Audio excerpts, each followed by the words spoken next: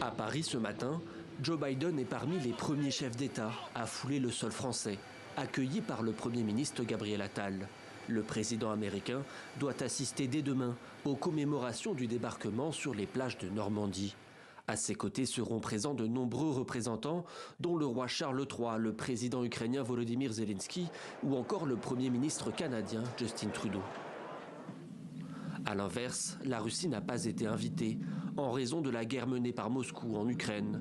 Un choix assumé par les autorités françaises et Emmanuel Macron, qui est lui dans le Morbihan, à Ploumellec plus précisément. Le président de la République rend hommage aux maquisards bretons et aux parachutistes dont Émile Bouétard, le premier soldat français tué lors du débarquement. Il voulait être parmi les premiers à fouler le sol de France quand l'heure de la libération sonnerait. Il tint promesse au prix de sa vie. Le chef de l'État français a ensuite rejoint la ville de Saint-Lô pour rendre hommage aux victimes civiles. La Normandie, où sont déjà arrivés des dizaines de vétérans britanniques et américains du D-Day. Un moment chargé d'histoire pour ces hommes, les derniers survivants du débarquement du 6 juin 1944.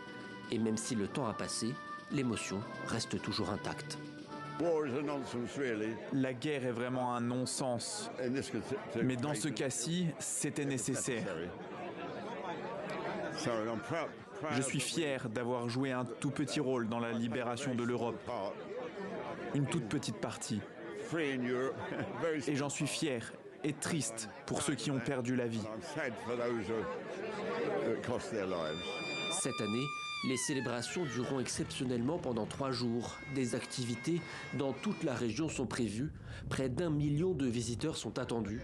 La preuve que 80 ans plus tard, le souvenir de ce jour historique reste encore vivant dans toutes les mémoires.